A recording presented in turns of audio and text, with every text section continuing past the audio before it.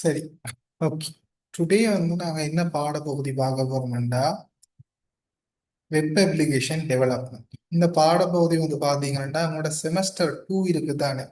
Semester 2ல வந்து பாத்தீங்கன்னா உங்களுக்கு டேட்டாபேஸ் மேனேஜ்மெண்ட் சிஸ்டம் ஒரு பாடம், சாஃப்ட்வேர் இன்ஜினியரிங் ஒரு பாடம், வெப் அப்ளிகேஷன் டெவலப்மெண்ட் ஒரு பாடம், மேத்தமெட்டிக்ஸ் ஃபார் கம்ப்யூட்டிங்ன்றது ஒரு பாடம், மற்றது இங்கிலீஷ் உங்களுக்கு ஒரு பாடம். இதுல இங்கிலீஷ் வந்து கம்யூனிகேஷன் ஸ்கில்னு சொல்றோம். இது வந்து ஒரு இஎன் சப்ஜெக்ட். இதுல நான் வந்து உங்களுக்கு database management system, software engineering, web application development இந்த மூன்று பாடமும் எடுக்கிறேன். அதுல வந்து ஆல்ரெடி வந்து நான் சாஃப்ட்வேர் இன்ஜினியரிங் வந்து கிளாஸ் ஸ்டார்ட் பண்ணிட்டேன். டிபிஎம்எஸ் வந்து கிளாஸ் ஸ்டார்ட் பண்ணல.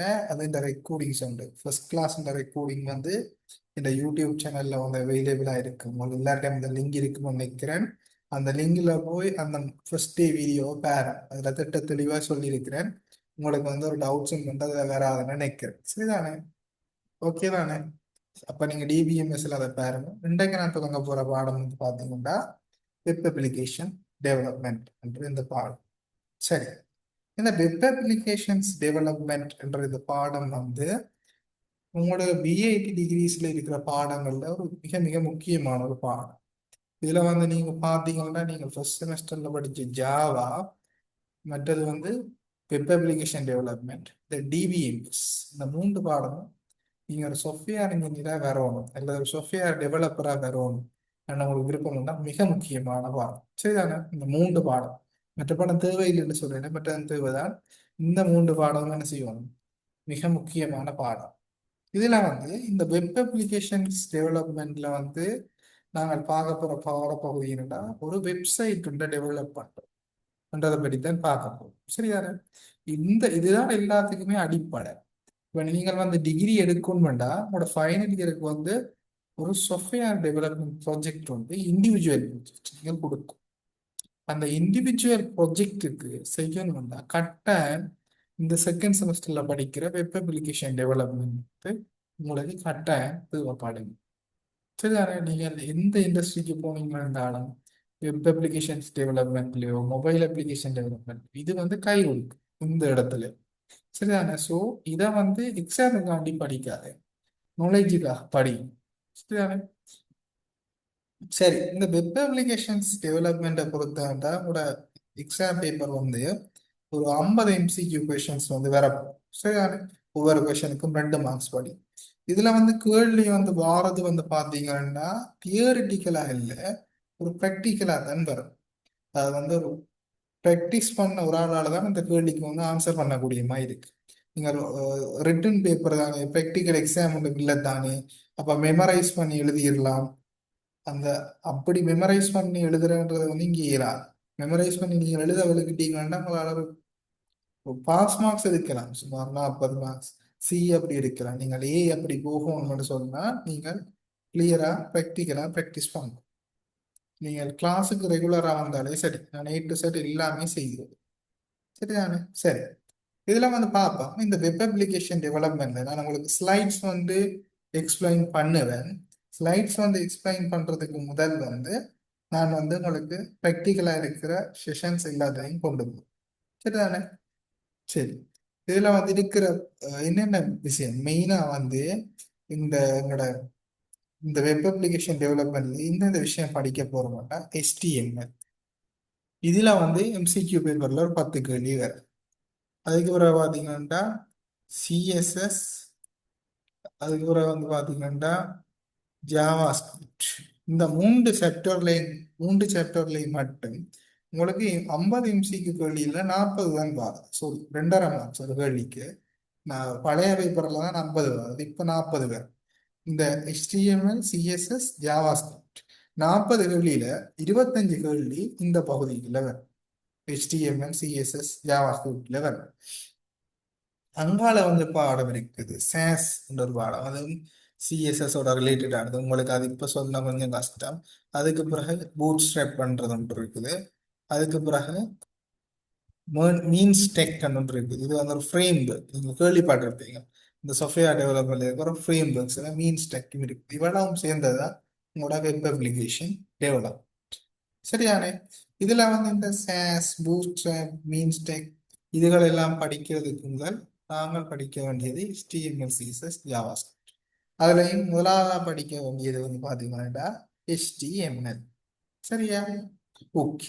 அப்ப நாங்கள் வந்து HTML ஸ்டார்ட் பண்ணோம். ஓகே. உங்கள்ட்ட இருக்கிற டைம் வந்து உண்மையா வந்து பாத்தீங்கன்னா எங்களுக்கு இருக்கிற டைம் வந்து குறைவு. சரிதானே? உங்களுக்கு பார்க்க நிறைய டைம் இருக்கிற மாதிரி இருக்கும். ஆனா உண்மையின் அடிப்படையில வந்து எங்கள்ட்ட இருக்கிற டைம் வந்து குறைவான டைம் தான் உங்கள்ட்ட இருக்குது. ஓகே. சரி. இந்த HTMLன்றது என்னதுக்கு பாருங்க. HTMLன்றது HTMLன்றது ஒரு லாங்குவேஜ். அது ஒரு லாங்குவேஜ். பட் வந்து அது வந்து ஒரு ப்ரோக்ராமிங் லாங்குவேஜ் இல்லை. சரிதானே? நிறைய பேர் நினைக்கிறது HTMLன்றது வந்து ஒரு ப்ரோக்ராமிங் லாங்குவேஜ். இப்போ உங்கள்ட்ட யாராவது வந்து கேட்பாங்க, நீங்கள் ஐடியில் படிக்கிறீங்க, உங்களுக்கு என்னென்ன ப்ரோக்ராம் ஒரு இன்டர்வியூக்கு போறீங்களான்டா கேட்பாங்க, உங்களுக்கு என்னென்ன ப்ரோக்ராமிங் லாங்குவேஜ் தெரியுமாண்டே உடனே நீங்கள் HTML ப்ரோக்ராமிங் லாங்குவேஜ்னு சொல்லலாம். அது வந்து ஒரு மார்க்அப் லாங்குவேஜ். நீங்கள் படிக்கிற Java, C, C sharp, C++, பைத்தன் இது எல்லாமே வந்து ப்ரோக்ராமிங் லாங்குவேஜஸ். PHP ஜாவா ஸ்கிரிப்டையும் சில பேர் சொல்லுவாங்க. பட் PHP உண்மையில ஸ்கிரிப்டிங் லாங்குவேஜ். சரியா? HTML சொல்லவே கூடாது. HTMLன்றது மார்க்அப் லாங்குவேஜ். HTMLன்றது என்ன? HTMLன்றது என்னன்னு பார்த்தீங்கன்னா ஒரு மார்க்அப் லாங்குவேஜ். இது markup language. Language HTML. HTML என்ற விரிவாக்கம். HTML நாங்கள் எப்படி விரிவாக்கமா சொல்லலாம்? என்னன்னு சொல்லலாம்? ஹைப்பர் டெக்ஸ்ட் மார்க்அப் லாங்குவேஜ் என்று சொல்லலாம். ஹைப்பர் டெக்ஸ்ட் மார்க்அப் லாங்குவேஜ் என்று HTML நாங்க சொல்லலாம். சரி, இந்த HTML என்னதுக்கு பாவிக்கும்? இந்த HTML பாவிச்சு தான் நாங்கள் வெப்சைட்ஸை டெவலப் பண்ணோம். வெப்சைட்டை வந்து டெவலப் பண்றதுக்கு HTML வந்து மிக மிக வந்து முக்கியம். தனியை இப்ப உதாரணமா பாருங்க, இப்ப நான் உங்களுக்கு ஓப்பன் பண்ணி வச்சிருக்கிறேன். இதுவும் ஒரு வெப்சைட் தான். W3 Schools என்ற ஒரு வெப்சைட், எஜுகேஷனல் வெப்சைட். இதுல வந்து மோஸ்ட்லி வந்து எல்லா ப்ரோக்ராமிங் லாங்குவேஜஸ், எல்லா ஃப்ரேம் ஒர்க்ஸுக்குமான அந்த உங்களுக்கு டுட்டோரியல்ஸ் வந்து இதுல வந்து அவைலபிளாக இருக்கு. இதுவும் வந்து என்ன, ஒரு வெப்சைட் தான். இந்த வெப்சைட் உருவாக்கப்பட்டிருக்க இதை பாவிச்சுட்டா HTML பாவிச்சு தான். சரிதானே? நீங்கள் எந்த வெப்சைட்ஸ் எடுத்தாலும் அங்க HTMLன்றது கட்டாயம் இருக்கு. சரிதானே? ஓகே. இப்போ வந்து பார்ப்போம் இந்த HTMLன்றது எப்படி என்றால் HTML, CSS, JavaScript இந்த மூன்றையும் பாவிச்சு நாங்கள் வெப்சைட்ஸ் கிரியேட் பண்ணுவோம். இந்த கோர்ஸில் பேசிக்காக அது உங்களுக்கு உங்களோட சிலபஸ் முடிய முடிய ஆக்டிவிட்டி கோர்ஸோட செய்து கொண்டும் போகும். சரிதானே? இப்போ வந்து பாத்தீங்கன்னா ஒரு மனிதனுக்கு வந்து பாத்தீங்கன்னா எப்படி ஸ்கெலிட்டோன் சொல்றது என்ன, எலும்பு தொகுதி. அந்த எலும்பு தொகுதி இருக்குமோ அதே மாதிரி தான் ஒரு வெப்சைட்ஸை பொறுத்தவரை HTML இருக்கு. பிறகு அந்த மனிதன் என்ன செய்வான், தசையால நிரம்பி ஒரு ஒரு கலர் வரும் என்ன. சில பேர் ஒயிட்டா இருப்பாங்க, சில பேர் டார்க்கா இருப்பாங்க, சில பேர் அதுக்கு மேல கோட்ஸ் போடுவாங்க. அப்ப இதெல்லாம் என்ன, ஒரு ஸ்டைலிங் பண்றது. அப்ப இது வந்து என்ன சொல்றது, CSS சொல்லுவோம், ஒரு அழகுபடுத்துறது. அப்புறம் ஜாவா ஸ்கிரிப்ட்ன்றது என்ன மாதிரி பாத்தீங்கன்னா பிஹேவியர், நடத்தை. ஒவ்வொருத்தருக்கும் ஒவ்வொரு பிஹேவியர். சில பேர் வந்து பாத்தீங்கன்னா ஜெலி டைப்பா இருப்பாங்க, சில பேர் வந்து பாத்தீங்கன்னா சீரியஸா இருக்கும். இதெல்லாம் ஜாவா ஸ்கிரிப்ட் மாதிரி. சரியா? இப்போ உதாரணமா உங்களுக்கு இதை சிம்பிளா எடுத்து காட்டோம்னா உம், இதுல டைப் பண்ணாலே வரும் HTML CSS ஜாவா ஸ்கிரிப்ட் ரெண்டு கொடுக்குறேன். பாருங்க, HTML CSS படங்களுக்குள்ள போனோம்னா பாருங்க, இதுல வந்து ஒரு புட்டு காட்டியிருக்கிறாங்க. ம். இதுல வந்து அவதானிச்சு பாருங்க, இந்த இடத்துல HTMLன்றது எலும்பு தொகுதி மாதிரி இருக்கிற HTML. அதுல வந்து பாத்தீங்கன்னா CSSன்றது பாருங்க, அவருக்கு ஷோர்ட்ஸ் போட்டு தசையெல்லாம் வந்து தலைமையை குழந்து ஸ்டைலிங் பண்றது CSS. ஜாவா ஸ்கிரிப்டா பிஹேவியர், அவர் எப்படி நடந்து கொள்ளுகிறாருன்னு சொல்றது பிஹேவியர். சரியாப்பா? இந்த HTML CSS JavaScript இந்த மூன்றையும் பாவிச்சு எங்களால வந்து ஒரு வெப்சைட் வந்து உருவாக்க முடியும். இதுல வந்து பாத்தீங்கன்னா இப்ப இந்த வெப்சைட் எடுத்தீங்கன்னா பாருங்க, இந்த பட்டன் பச்சையா இருக்குது, டெக்ஸ்ட் வந்து வெள்ளையா இருக்குது. இதுகளை எல்லாம் டிசைட் பண்றது என்னன்னு பாத்தீங்கன்னா சிஎஸ்எஸ். ஏன்னா சிஎஸ்எஸ் தான் இதுகளை டிசைட் பண்ணுது. இந்த பட்டன் கலர், அதே மாதிரி டெக்ஸ்ட் கலர், இதுகளை டிசைட் பண்றது என்ன, சிஎஸ்எஸ் டிசைட் பண்ணுது. ஓகே. அதே மாதிரி வந்து ஜாவா ஸ்கிரிப்ட்ன்றது என்ன, பிஹேவியர். உதாரணமா பாருங்க, இந்த பட்டனை கிளிக் பண்ணா இங்க போகும், இந்த பட்டனை கிளிக் பண்ணா என்ன நடக்கும், அதை டிசைட் பண்றது ஜாவா ஸ்கிரிப்ட். சரியா? உதாரணமா பாருங்க, இதை கிளிக் பண்ணா பாருங்க இப்படி ஓப்பன் ஆகும். இதுல கிளிக் பண்ணோம்னா இப்படி ஓப்பன் ஆகி காணும். அதுகளை டிசைட் பண்றது என்ன, ஜாவா ஸ்கிரிப்ட். இப்ப நாங்கள் என்ன செய்ய போறோம், இன்றைக்கு படிக்க போறது HTML. சரியா? பார்ப்போம். நான் உங்களுக்கு இந்த HTML CSS ஜாவா ஸ்கிரிப்ட் படிப்பிக்கிறதுக்கு இந்த வெப்சைட்டை ரிஃபர் பண்ணித்தான் வந்து உங்களுக்கு இதில் உங்களுக்கு எக்ஸ்பிளைன் பண்ணுவேன். இதுல சகல விஷயமே இருக்கு, A to Z எல்லா விடயமுமே இருக்கு இம்பார்ட்டண்டா. பாருங்க, முதலாவது HTML is standard markup language for web pages. என்ன, வெப் பேஜஸை கிரியேட் பண்றதுக்கான ஒரு ஸ்டாண்டர்டான markup language HTML. With HTML, you can create your own websites. In HTML பாவிச்சு எங்களால வந்து எங்களோட ஓன் வெப்சைட்ஸை கிரியேட் பண்ணலாம்.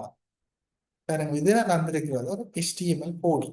இதை பாவிச்சு ஒரு வெப்பேஜ் வந்து கிரியேட் பண்ணியிருக்கிறாங்க. உதாரணமாக இந்த வெப்பேஜை பார்க்கணும், இதில் ட்ரை இட் யுவர் செல்ஃப்ன்றதை பார்த்தீங்கன்னா இதில் இருக்கிறது ஒரு HTML கோடிங். சரியான HTML ப்ரோக்ராமிங்கை பாவிச்சு ஒரு கோடிங் எழுதியிருக்கிறாங்க. இது வந்து ஒரு வெப்பேஜ். இந்த HTML கோடிங்கான வெப்பேஜ் ரைட் சைட்ல லெஃப்ட் சைட்ல இருக்கிறது கோடிங், ரைட் சைட்ல இருக்கிறது அதுக்கான அவுட்புட். சரியா? அப்ப இதை பாவிச்சு இதுக்கான அவுட்புட் வந்து காட்டி இருக்கிறார். கிளியரா?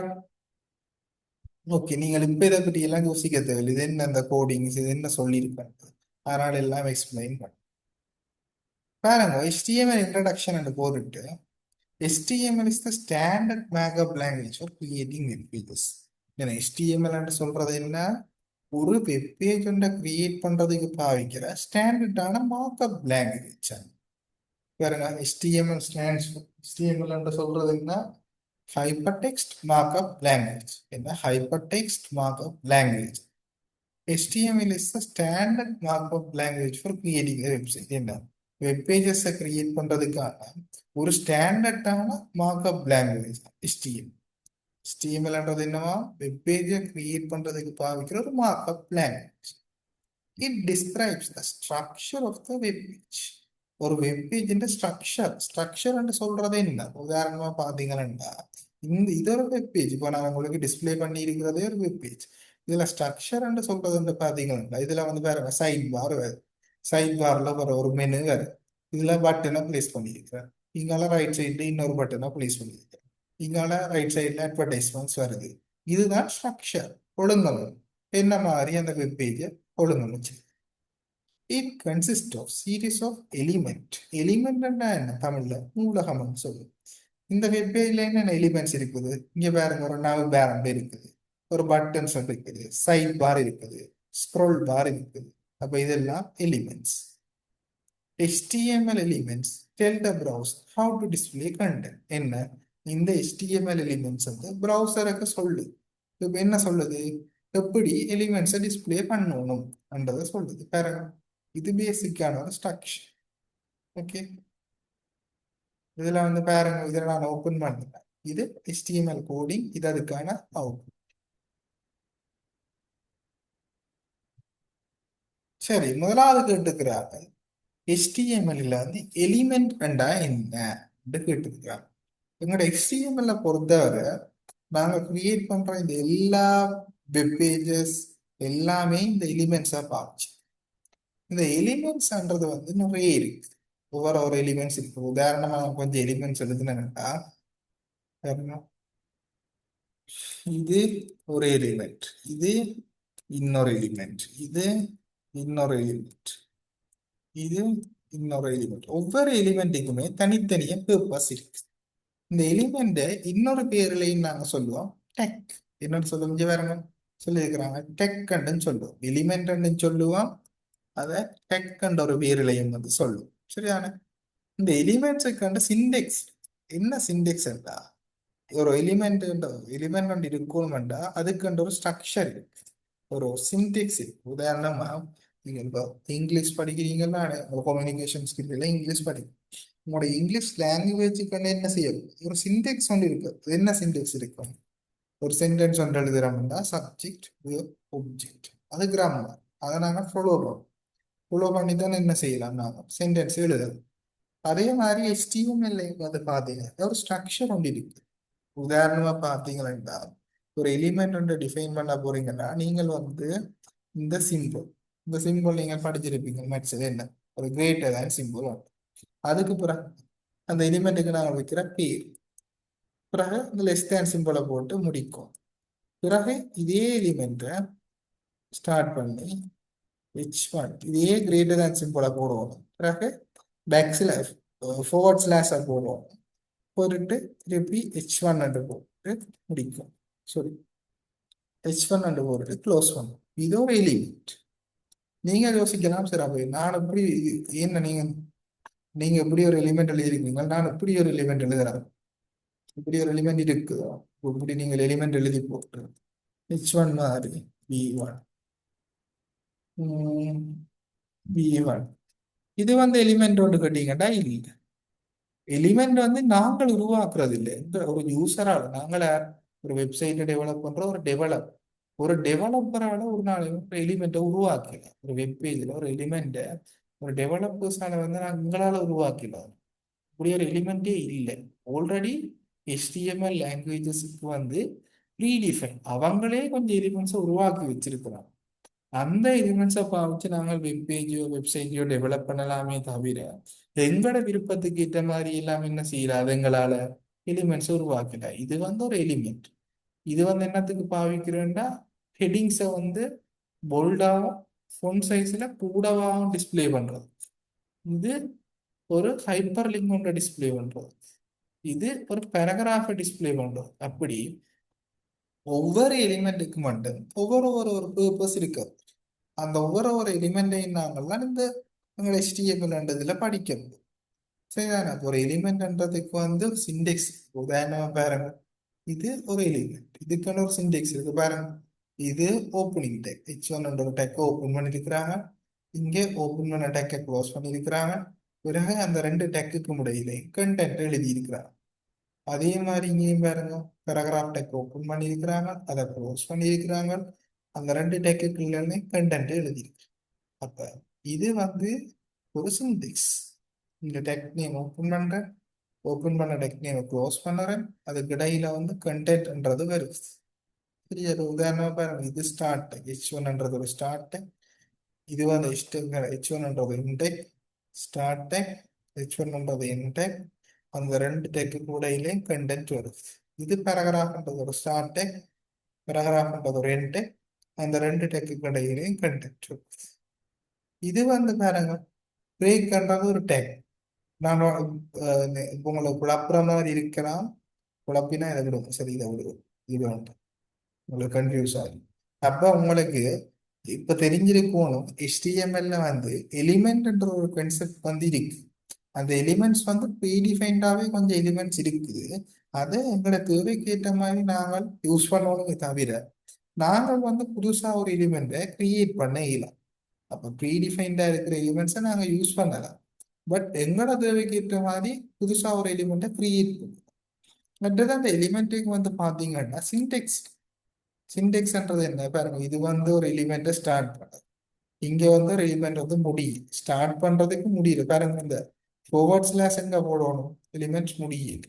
அப்ப நீங்க நினைப்பீங்களா இந்த மைபஸ் கேரிங்ன்றது என்னன்னா, இது வந்து ஒரு டெக்ஸ்ட், இதுக்குள்ள நீங்க என்னவும் கொடுக்கலாம். இங்க என்ன நடக்குதுன்னா ஆக்சுவலா இந்த H1 டேக் ஓபன் பண்ணி H1 டேக்கை க்ளோஸ் பண்றோம் தானே, அதுக்குள்ள நீங்கள் என்ன கொடுத்தாலும் அது ஒரு பெரிய ஃபோன்ல டிஸ்பிளே ஆகும். சரியா? நான் ப்ராக்டிக்கலா சிஏக்குள்ள சொல்றேன். அடுத்தது வந்து பாருங்க ப்ரௌசர்ஸ். இப்ப உதாரணமா நாங்கள் வந்து ஒரு HTML வந்து ஒரு கோடிங்கை வந்து எழுதி போட்டு அதுக்கான அவுட்புட் பார்க்குற இடம் தான் ப்ரௌசர். நம்மளுக்கு ப்ரௌசர் தெரியும் தானே, கூகுள் குரோம், ஃபயர் பாக்ஸ், மற்றது வந்து பார்த்தீங்கன்னா எட்ஜ், சஃபாரி, ஒபேரா அதெல்லாம் ப்ரௌசர்ஸ். பாருங்க அந்த ப்ரௌசர்ஸ்ல நாங்கள் என்ன செய்யலாம்? நாங்கள் கிரியேட் பண்ண இந்த வெப் பேஜஸுக்கான அவுட்புட்ஸை வந்து பார்க்குற இடம் தான் என்ன? இந்த ப்ரௌசர்ஸ். ஓகே. பாருங்க browser doesn't display the HTML tag but users them to display the content. பாருங்க நாங்கள் வந்து ஒரு HTML கோடிங் கொண்டு எழுதியிருக்கிறோம், அந்த கோடிங்கான அவுட்புட் இப்படி டிஸ்பிளேயா. ஓகே, இது வந்து பாருங்க ஒரு HTML இருக்கிற ஒரு ஸ்ட்ரக்சர், கோடிங் ஸ்ட்ரக்சர். இது பாருங்க HTML இருக்கிற அந்த ஹிஸ்டரியை போட்டுருக்கேன். 1989 டிம் பர்னர்ஸ்-லீ என்பவரால் WWW கொண்டார் உருவாகும். அதுக்கு பிறகு HTML, அதுக்கு பிறகு ஒரு ஒரு டெக்னாலஜிஸ் இம்ப்ரூவ் ஆகுவதா ஹிஸ்டரியா போட்டு அது எல்லாமே மெமரைஸ் பண்ணணும்னு அவசியம். இதுக்கு ஒரு ஆன்சர் பண்ணுங்க அப்போ குயிக்கா. 1 2 3 4 மேலே இருந்து போடுறோம், இது வேற மட்டும் போடுங்க. ஒரு எக்ஸசைஸ் தந்துருக்குறாங்க, சொன்னதை வச்சு.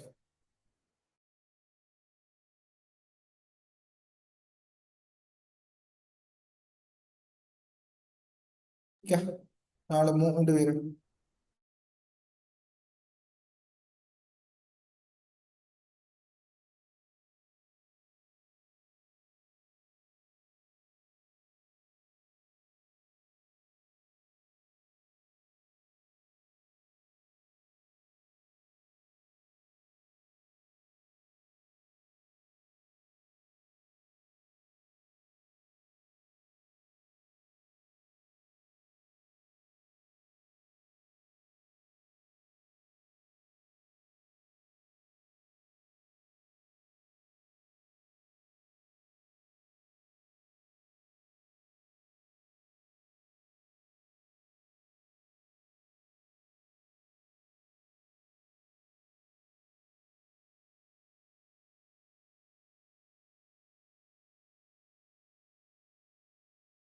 HTML-ன்றது என்ன? Hyper text markup language. பார்ப்போம். ஆன்சர் சரியா உண்டு. Correct answer. மற்ற கேள்விக்கு போ.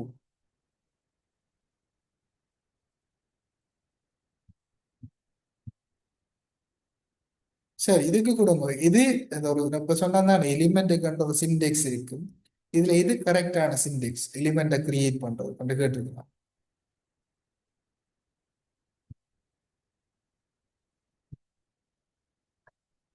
ஒன்று என்ன? ஓப்பன் டெக் முடிக்கணும், க்ளோஸ் டெக் முடிக்கணும். இப்ப இதுக்கு கொடுங்க. இது ஒரு ஹிஸ்டரியில கேள்வி, இந்த கடைசியில் இருந்தது HTML எனக்கு தெரியல, கொடுத்து பார்ப்போம். இது அதோட இம்பார்ட்டன்ட் இல்லை. இப்போ நான் ஸ்லீயா இருப்பாருன்னு நினைக்கிறேன். சுந்தரா கணேஷா சரியா? சரி, அது சும்மா ஜென்ரல் நாலேஜ் தெரிஞ்சிருக்கலாம்.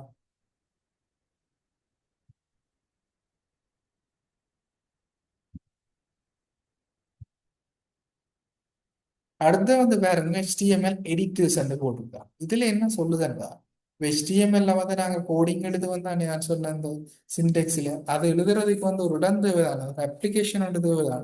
அந்த அப்ளிகேஷனை தானே என்னோட சொல்றோம் HTML எடிட்டர்ஸ் என்று சொல்றோம். சரியா? அப்படி HTML இருக்கிற எடிட்டர்ஸ் என்ன இருக்க போகுது? நோட் பேட் இருக்கு, டெக்ஸ்ட் எடிட் இருக்கு, VS கோட் இருக்கு. இது எல்லாமே டெக்ஸ்ட் எடிட்டர்ஸ் HTML இருக்கிற. ஓகே. சரி, இப்போ இனி நாங்கள் HTML-ல வந்து கோடிங் செய்ய தொடங்கும். ஓகே. இப்போ ஒரு மீட்டிங் வந்து 7 நிமிஷத்துல முடியும். 7 நிமிஷத்துல முடிஞ்ச உடனே புதுசா ஒரு லிங்க் போடுவேன், ஜாயின் ஆகும்.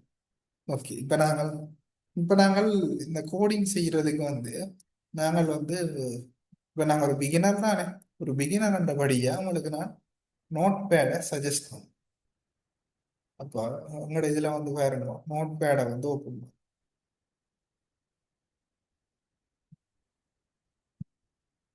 Note pad.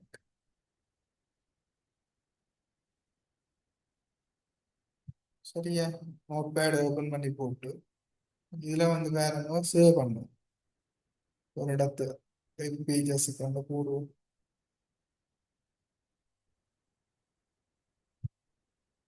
ஃபோல்டர் வந்து கிரியேட் பண்ணிட்டேன். இந்த ஃபோல்டருக்கு இல்லை எங்களோட வெப் பேஜஸ் எல்லாத்தையும் சேவ் பண்ணி வைப்போம்.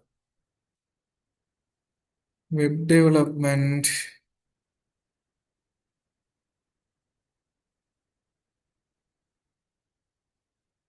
Semi to code loop. சரியா? Web development semi to code loop என்ற பேர்ல வந்து ஒரு ஃபோல்டர் வந்து கிரியேட் பண்ணியிருக்கிறேன். ஓகே, இப்போ இந்த ஃபோல்டருக்குள்ள கோடிங்கை டைப் பண்ணிட்டு சேவ்.